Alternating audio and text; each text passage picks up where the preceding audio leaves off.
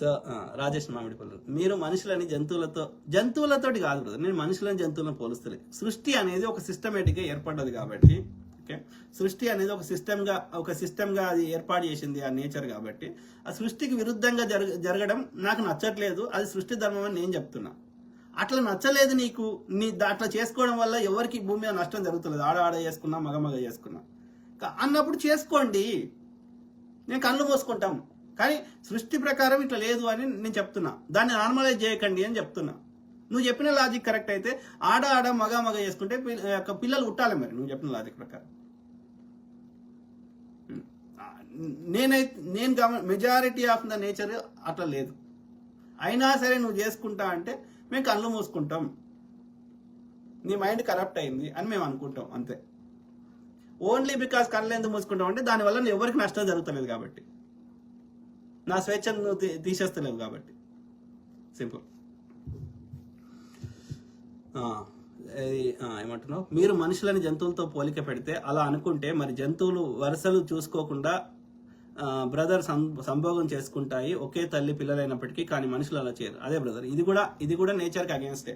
ఇప్పుడు నువ్వు చెప్పిన లాజిక్ ప్రకారం అయితే మరి కొన్ని కమ్యూనిటీలలో కజిన్ సిస్టర్స్, కొందరు యొక్క తండ్రి బిడ్డను రేప్ చేసినా పిల్లలు పుడుతారు కదా. తండ్రి కొన్ని కేసులు వింటున్నాం కదా. ఓకే, సో తండ్రి సొంత కన్న బిడ్డని రేప్ చేస్తే పిల్లలు పుడుతారు కదా. బిడ్డ ప్రెగ్నెంట్ అయిన వాళ్ళు ఉన్నారు కదా కేసులు. ఆయన ఏం పేరు, షాజహాన్ ఎవరో వాళ్ళ కూతుర్లతో కూడా చేసారని అంటారు కదా. ఈ కజిన్స్ అయితే చాలా మంది పెళ్లిళ్ళు కూడా చేసుకుంటారు కదా చాలా కొన్ని కల్చర్లలో. ఈ అమెరికా ఇట్లాంటి పోర్నులలో అయితే ఈ సవతి పిల్లల స్టెప్ ఉంటాయి కదా అన్ని. ఓకే, సో ఏవేవో జరుగుతుంటాయి కదా. అంటే సృష్టిపరంగా ఆడామగానే ఉన్నాయి ఈ రిలేషన్స్. నువ్వు పెట్టుకున్నావు, జంతువులకు లేవు, మనుషులకు కూడా లేవు.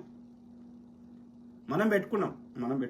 సృష్టిపరంగా లేదు, అదేం లేదు, ఆడామగానే ఉంది అంతే. ఈ రిలేషన్షిప్స్ మనం పెట్టుకున్నాం. ఓకే, ఏది ఇళ్ళతో చేయాలి, ఇళ్ళతో చేయొద్దని మనం పెట్టుకున్నాం. కానీ సృష్టిపరంగా ఏం లేదు అట్లా. అర్థమైందా? దానికి కూడా ఒక సైంటిఫిక్ రీజన్ ఉంది. ఎందుకంటే ఇలా సేమ్ జీన్స్, అది యొక్క జన్యు పరంగా ఏమన్నా వాళ్ళకి రోగాలు ఉంటే మనకు వస్తాయి అంటే ఆ యొక్క జీన్స్ పరంగా వంశపారంపర్యంగా వస్తాయి, సేమ్ జీన్ కాబట్టి ఆ ఉద్దేశంలో అది ఇది. కానీ సృష్టిపరంగా లేదు, ఆడామగానే ఉంది తప్ప ఇట్లా ఈ రిలేషన్కే ఇట్లా అంటే ఏం లేదు నేచర్లో. అర్థమైందా? సో కొంతమంది చేస్తారు, కొంతమంది అది తప్పు. కానీ మనకి అది మనం అట్లా పెరిగినాము, అది తప్పు కూడా. కానీ కాకపోతే కొన్ని కేసులు నేను విన్నా, వాళ్ళ అమ్మతోటి చేసేది, లేకపోతే మగోడు వాళ్ళ బిడ్డతోటి చేసేది, ఇట్లాంటి కూడా కేసులు విన్నా నేను. తప్పు, అది ఐడియల్గా తప్పు. అంటే తప్పు అంటే అది మోరల్గా తప్పు, ఏమంటారు ఎథికల్గా మోరల్గా తప్పు. కానీ సృష్టిపరంగా అట్లేం లేదు. సృష్టిపరంగా ఓన్లీ 2 జెండర్సే ఈ రిలేషన్స్ అని మనం పెట్టుకున్నాయి. సో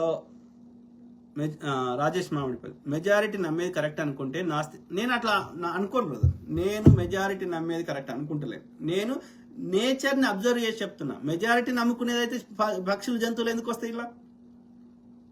నేచర్, నేను ఏదైనా ముచ్చట చెప్తే నేచర్ ఎట్లుంది అని ఆలోచించి చెప్తున్నా. కానీ మెజారిటీ ప్రజలు ఏమనుకుంటుంది అనేది, ఓకే, మెజారిటీ ప్రజలు కూడా ఉట్టినే బ్లైండ్గా రారు. ఒకవేళ వాళ్ళు తప్పు ఆలోచించినా, వాళ్ళకి తప్పు వచ్చినా మనం వాళ్ళని సరిదిద్దవచ్చు. కానీ నేను సృష్టిపరంగా ఆలోచిస్తా, ఫలానా వ్యక్తి ఏమనుకుంటున్నాను కాదు, మెజారిటీ సృష్టి ఎట్లా నడుస్తుంది అని ఆలోచిస్తా అంతే. వాళ్ళు నమ్ముకునే దాని మీద కాదు, ఏం జరుగుతుంది, action not belief. Okay, majority నమ్మేది కరెక్ట్ అనుకుంటే నాస్తికత్వం వచ్చేది కాదు. అదే బ్రదర్, నాస్తికత్వం కూడా మెజారిటీ వల్ల రాలే, మెజారిటీ మైనారిటీ వల్ల రాలే. నాస్తికత్వం ఎందుకు వచ్చింది?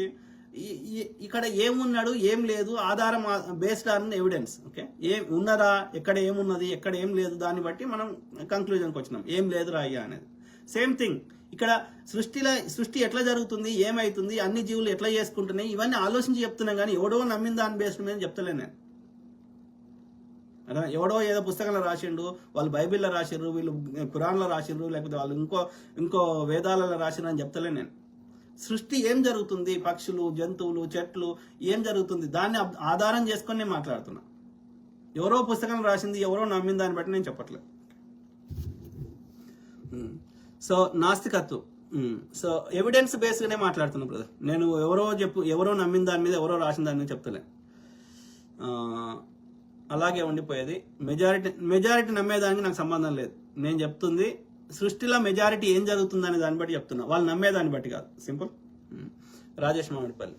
ఒక మగవాడికి ప్రేమ ఒకరి మీదే కలుగుతుందా, ఒకేసారి లేదా ఇద్దరు ముగ్గురు మీద కలగవచ్చా? చెప్పండి బ్రదర్. కలిగినా కూడా కంట్రోల్ చేసుకుంటారా? చాలా మంది ఇది తప్పు. ఇద్దరు ముగ్గురు స్త్రీల మీద ఒకేసారి ప్రేమ కలుగుతుందా ఎవరికైనా? ఇక్కడ అదే బ్రదర్, ఇక్కడ మిక్సీ. నాకు ఇక్కడ ఎందుకు నాకు ఇక్కడ కాన్ఫ్లిక్ట్ వస్తుందంటే, దయచేసి మీకు దండం పెడతా, ఎవరికైనా సరే ప్రేమని సెక్స్ని రెండు కలపకండి. 2 డిఫరెంట్ థింగ్స్. శృంగారము, సెక్స్, కామవాంఛ, కోరికలు. ఓకే, శరీరానికి ఎట్లయితే అన్నం ఆకలి అవుతుందో అట్లనే శరీరానికి కూడా కొన్ని కోరికలు ఉంటాయి. ఓకే, సో ఆ నర్వస్ సిస్టమ్ని స్టిమ్యులేట్ చేస్తే ఆ ప్లెజర్ హార్మోన్స్ రిలీజ్ అయితే మంచిగా రిలాక్స్ అనిపిస్తుంది, మైండ్ ప్రశాంతంగా అనిపిస్తుంది, మళ్ళీ కావాలనిపిస్తుంది ఆ ఫీలింగ్. ఓకే, సో కాబట్టి సెక్సువల్ కోరికల్ని, కామవాంఛల్ని, శరీరానికి అయ్యే ఆకలిని, ఓకే, ప్రేమని కలపకండి. ప్రేమ అనేది చాలా పవిత్రమైంది. అది కేవలం ఈ ప్రేమలో అనేకమైన ఉన్న వాటిలలో ఒక ఆడామగ మధ్యలో ఆ ప్రేమని ఎక్స్ప్రెస్ చేయడానికి చేసేదే ఈ శృంగారం తప్ప శృంగారమే ప్రధానంగా ఉండేది, ప్రేమ కాదు. ప్రేమలో 100 పనులు కలిసి చేసినప్పుడు అందులో ఒక పనే 100 పనులలో ఒక పనే ప్రేమ, శృంగారం. సో కాబట్టి ప్రేమ అనేది చాలా పవిత్రమైన భావన. అది నిజమైన ప్రేమ ఒక త్యాగాన్ని కోరుకుంటుంది, ప్రతిసారి సెక్స్నే కోరుకోదు.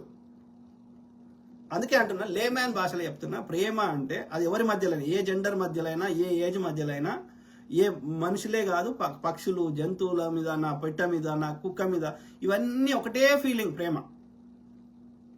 దానికి ఏమన్నా అయితే నేను తట్టుకోలేను.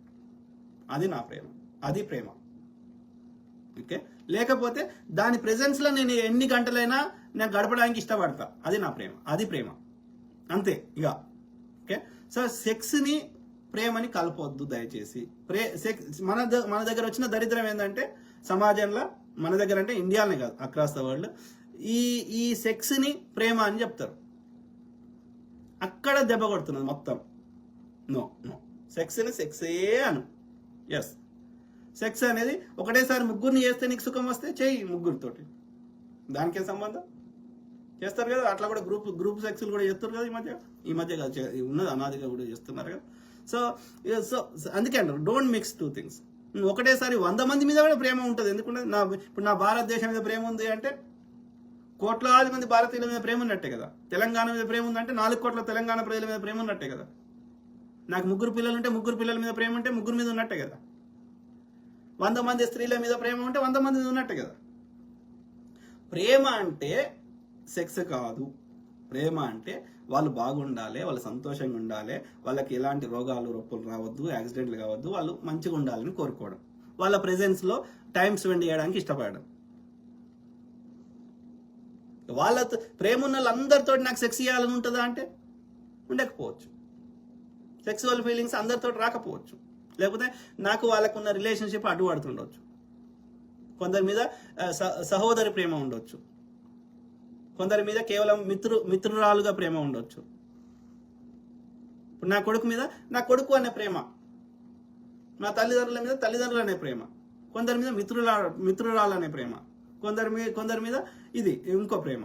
ఓకే, సో కానీ కనిపించిన ప్రేమ ఉన్న ప్రతి ఒక్కరితోటి ప్రతి ఒక్క ఆడామనుకుందాం నీ కరెక్ట్గా నీ ఎగ్జాంపుల్ కోసం. ఓకే, ఇక నేను 100 మంది స్త్రీల మీద ప్రేమ నాకుంటే అందరు స్త్రీలతో నాకు సెక్స్ చేయాలని ఉండకపోవచ్చు, కొంతమందితో చేయాలని ఉండవచ్చు. కాబట్టి డోంట్ మిక్స్ 2 థింగ్స్ అని చెప్తున్నా అంతే. ఓకే, సో వాళ్ళకి నలుగురితోటి ఒకటేసారి చేయాలని అట్లా సెక్స్ చేస్తే వాళ్ళకి సుఖం వస్తుంది అనుకుంటే అది వాళ్ళ ఇష్టం. So only let's make it simple, don't mix 2 things. Okay, ప్రేమని శృంగారాన్ని కలపకండి. శృంగారం అనేది వాళ్ళిద్దరి మధ్యలో అండర్స్టాండింగ్ బట్టి వాళ్ళకి ఎక్కడ తాడనం చేస్తే, ఏ యాంగిల్లో చేస్తే వాళ్ళిద్దరికి ఆ భావప్రాప్తి వస్తుంది అనేది వాళ్ళిద్దరు అండర్స్టాండింగ్ తోటి చేసుకునేది, అది sex. Simple. Okay, love is different. మన వాళ్ళు ఏం చేస్తారంటే లవ్ని సెక్స్ని అన్ని మిక్స్ చేసేసి అన్ని అది. Okay. Yes, in a committed రిలేషన్షిప్లు ఉన్నప్పుడు ఒక వ్యక్తితోటి ఒక ఇద్దరు కలిసి లివ్ ఇన్ కానీ లేకపోతే ఒక ఏమంటారు యొక్క భార్యాభర్తలు కానీ, that is a committed relationship. They made a commitment to each other. ఏమని, నేను నీతోటే నీకు ఏమంటారు కమిటెడ్గా నేను ఇట్లా వేరే వాళ్ళతో సెక్స్ అయ్యా ఇవన్నీ. అందుకే అంటున్నా, ఈ కలిసేటప్పుడే ఈ లీగల్గా సైన్ చేసుకొని రా అయ్యా. మీరు ఏ అగ్రిమెంట్ అయితే చేసుకున్నారో అది లివ్ ఇన్ రిలేషన్షిప్ కానీ మ్యారేజ్లో కానీ, డివోర్స్కి 100 పేపర్లు ఉన్నట్టు చిన్న జాబ్ కొనుక్కోవాలన్నా ఆ జాబ్ ఆఫర్ కావాలన్నా బాండ్ పేపర్ రాసుకున్నట్టుగా when you are in a committed relationship నువ్వు ఏదైతే నోరుతోటి చెప్తున్నావో అడుగుతాడు కదా, చర్చిలో ఆ ఫాదర్ అడుగుతాడు కదా, నీకు ఇష్టమేనా, నువ్వు అన్ని కండిషన్స్ ఒప్పుకుంటున్నావా, ఈమె నిజంగా ప్రేమ చేస్తున్నావా అడుగుతాడు కదా, ఇద్దరిని ఆడమ్మగని పెళ్లి హిందూ మ్యారేజ్ లో కూడా అడుగుతారు కదా, నీకు ఇష్టమేనా, రాముడు సీత ఇట్లుండే అరణ్యంలో ఉన్న ఇట్లా చేసిండు అన్ని అడుగుతారు కదా. So you're making a oath. ఏమని, ఇప్పుడు రాజ్యాంగం మీద ప్రమాణం చేసి నేను లంచం తీసుకోను, ఏమంటారు బంధు ప్రీతి ప్రేమను చూపెట్టను, చట్టాన్ని గౌరవిస్తాను, ఉన్నట్టు తూచా తప్పకుండా పాటిస్తాను, ఏదైనా ప్రమాణం చేస్తాక ఓతు తీసుకుంటాం కదా. మ్యారేజ్ అంటే కూడా అదే ఓతు కదా. దానికి ఓతు సరిపోతలేదు అయ్యా, అది నోరుతోటి చెప్తే సరిపోతలేదు, తర్వాత అబ్యూజ్ చేస్తున్నారు కాబట్టి కాగితం మీద రాయి. నువ్వు ఏదైతే నోరుతోటి చెప్తున్నావో అది కాగితం మీద రాయమంటున్నాం అంతే. So when you made A oath, when you got in to A committed relationship, ఆ కాంట్రాక్ట్ని అగ్రిమెంట్ని ఇద్దరు ఇట్లా ఎవరు బ్రేక్ చేసినా, ఎవరు మోసం చేసుకున్నా అందులో ఒక పాయింట్ ఉంటుంది కదా, నేను నీతోటి తప్ప వేరే వాళ్ళతో సెక్స్ చేయని ఉంటుంది కదా, రాసుకుంటావు కదా నువ్వు మనసులో అయితే. ఇప్పుడు మనం రాసుకుంటలేం కాబట్టి మనసులో అయితే ఉంటుంది కదా. So you made a committed relationship కదా, కమిటెడ్ రిలేషన్షిప్లో మళ్ళీ మోసం చేస్తే మోసమే కదా, you are breaking the contract కదా. అర్థమైందా? సో నేను అనేది ఒక ఫ్రీ బర్డ్ గా ఉన్నప్పుడు చెప్తుంది వేరు. When you made a contract and when you made agreement, when you made a committed relationship, it's different. Then you cannot break the contract unless you both agree that. కొన్ని couples ఉంటాయి, ఏది మనం కలిసి ఉన్నప్పుడు మనం చేస్తాం, ఇక తర్వాత నీవు నేను లేనప్పుడు, కలిసి లేనప్పుడు నువ్వు నేను ఏం చేసుకున్నా ఏం లేదని వాళ్ళు ఒక ముందే అగ్రిమెంట్కి వస్తారు. చేసుకునే ముందే, లివ్ ఇన్ రిలేషన్షిప్లకు పోయే ముందే లేకపోతే మ్యారేజ్ చేసుకునే ముందే వాళ్ళు ముందే అగ్రిమెంట్ చేసుకుంటారు. మైండ్లో అంటే మాటలలో. ఇప్పుడు కాగితం మీద రాసుకునే కల్చర్ లేదు కాబట్టి మాటలలో ముందే చెప్పుకుంటారు. నువ్వు నేను కలిసి ఉన్నప్పుడు లెక్క, తర్వాత నువ్వేం చేసుకున్నా నేనేం చేసుకున్నా, నువ్వు నన్ను అడగొద్దు నేను నిన్ను అడగొద్దు అని ఆ అగ్రిమెంట్లో పెళ్లి చేసుకుంటారు కూడా ఉన్నారు. సో నేను ఏమంటున్నా అంటే, మీరు ఏ అగ్రిమెంట్ తోటి ఆ అగ్రిమెంట్ కాంట్రాక్ట్ తీసుకున్నారో దాన్ని బట్టి ఉంటుంది. Don't assume anything, discuss everything. Generally పెళ్లి అంటే ఏ సాంప్రదాయమైనా సరే it's a committed relationship. You are taking a oath, agreement తీసుకుంటున్నావు. ఏమని అంటే, నేను నీతో తప్ప వేరే థర్డ్ పర్సన్తో సెక్స్ చేయను అని అగ్రిమెంట్ అలా ఒప్పుకుంటున్నట్లు లెక్క పెళ్లి చేసుకుంటున్నావు అంటే. Then you should not do it. You cannot cheat other person. You cannot break the contract. When you are a single person, it's a different story. When you came out of the contract, you separated or you took divorce, different story. But when you are under the contract, నువ్వు జాబ్కి పోయినప్పుడు నీకు నచ్చినట్టు నువ్వు చేయలేవు కదా Rajesh brother. నువ్వు ఒక అగ్రిమెంట్ రాసుకున్నావు కదా నీ ఆఫర్ లెటర్లా, నీకు ఇష్టం చేస్తే వాళ్ళు తీసేస్తారు కదా జాబ్లోకి వెళ్ళి. Same thing with this one. You made an agreement. Marriage means you made an agreement, irrespective of any belief system. So you cannot break the contract. If you break it, you come out of the contract. Then you go for divorce. Simple. అదే brother, దయచేసి నేను ఏం చెప్తున్నా అంటే, don't mix sex with love. Sex simple thing. Sex కేవలం శరీరాలకు సంబంధించింది, అంతే, సుఖానికి సంబంధించింది. లవ్ అనేది చాలా ఒక పవిత్రమైన భావన. అది ప్రేమలో ప్రతిసారి సెక్స్ సుఖమే కోరుకోదు, త్యాగాన్ని కూడా. అది ఆ త్యాగం చేయడం వల్ల నువ్వు ప్రేమించిన వ్యక్తి సంతోషంగా ఉంటారు అంటే దట్ ఈస్ ద బిగ్గెస్ట్ ప్రేమ. సలీం అనార్కలి వాళ్ళు రోజు కలిసి సెక్స్ చేసుకున్నందుకు గుర్తు చేసుకుంటలేరు.